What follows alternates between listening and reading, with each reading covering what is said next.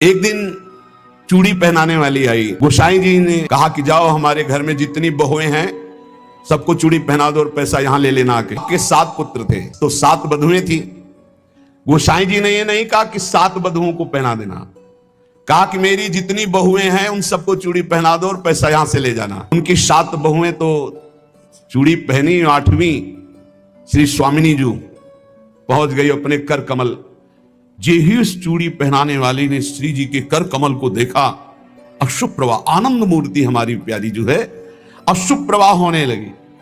ऐसा उसको लगने लगा कि आनंद के आवेग में मुझे मूर्छा आ जाएगी। नीलांबर का हल्का सा घूंघट है, मनो मृणाल मनो कमल लाल, ऐसे सुंदर कर कमल। सोच रही इनके कर कमल में पहनाने लायक तो चूड़ियां ही नहीं हमारे पास। श्री जी ने इशारा किया, पहनाओ। किसी तरह वो प्रेम शिथिल होते हुए जैसे जैसे इशारा होता गया वो चूड़ियां पहनाई।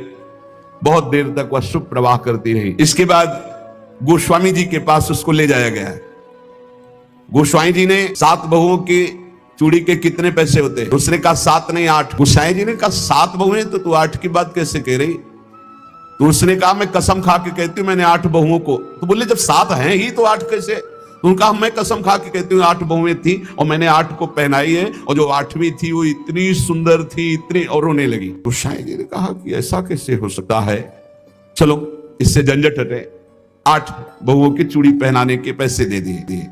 जब रात्रि में शयन किया तो श्री जी ने गोसाई जी से कहा कि उस चूड़ी वाली से क्यों झगड़ रहे थे? क्या आप प्रीतम लालजू को आप अपना पुत्र नहीं मानते?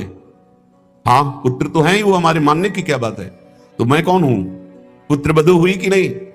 अगर आप कहते 7 बहुओं को पहना दो तो मैं कदापि नहीं जाती। आपने कहा मेरी सब बहुओं को पहना दो, तो 8वीं मैं हूं, मेरे ही धारण। श्री जी के इन वचनों को सुनकर गोसाई जी तत्काल उठे और बैठे बैठे रात भर रोते रहे कि लाडली जू कितनी कृपालु, कितना भाव स्वीकार करने वाली।